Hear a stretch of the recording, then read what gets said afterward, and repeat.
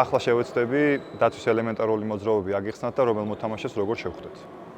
ცენტრალური მცველობა ალბათ არის ყველაზე მნიშვნელოვანი ფიგურა დაცვაში, იმიტომ რომ ყველა პოზიცია ცდილობს რომ მოთამაშეები გამოვაგდონ შუაში, რადგან ცენტრში ყველაზე ძლიერი მცველები დგანან და ცენტრში უკეკეთდება ან ჯარიმა, ან იბლოკება თავდამსხმელი.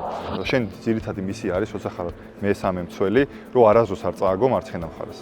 მარცხენა მხარეს თუ წააგე, ჩათვალე რომ გეხმარება მეორე მცველი, გადადის პასი, ეხმარება კუთხე და ძალიან მარტივი არის ამ დროს დამთავრება კუთხეზე. ძირითად შემთხვევაში მემარჯვენეს ხვდები მარცხენა მხრით წინ, ცაციას მარჯვენა მხრით წინ. რა თქმა უნდა არის გამონაკლისები, როცა სიტყვაზე ვიცით რომ ეს მოთამაშე აკეთებს ამ ფინს ძალიან მაგრად და ამიტომ ყოველთვის დავხვდები აქეთან მხარეს ან აქეთან მხარეს. ეგ უკვე ტაქტიკაზე და მცველზე არის დამოკიდებული.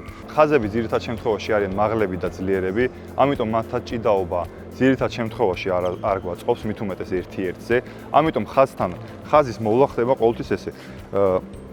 მაგალითად შენი პოზიცია დაიკავე, ხარ ხაზი, მე ყოველთვის შევეცდები რომ რაც შეიძლება, რა თქმა უნდა ზომების ფარგლებში, რაც შეიძლება შენგან ვიყო შორს, რათა შენ ჩემი დაბლოკვა ვერ მოახერხო. როცა ბურთი იქ არის, მაგალითად შენ ეხმარები, ყოველთვის გივლი ესე.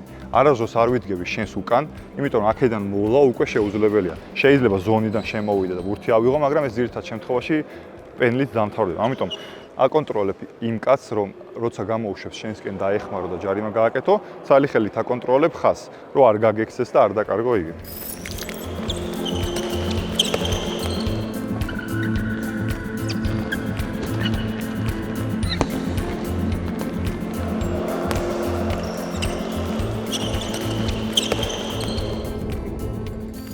როგორც კი აღნიშნე, ძირითადი დატვირთვა მოდის ცენტრალურ მცველებზე და ახლა გაჩვენეთ თუ როგორ უნდა მოგიარათ ხაზისთვის და როგორ უნდა შეხვედროდეს თავდასხმა.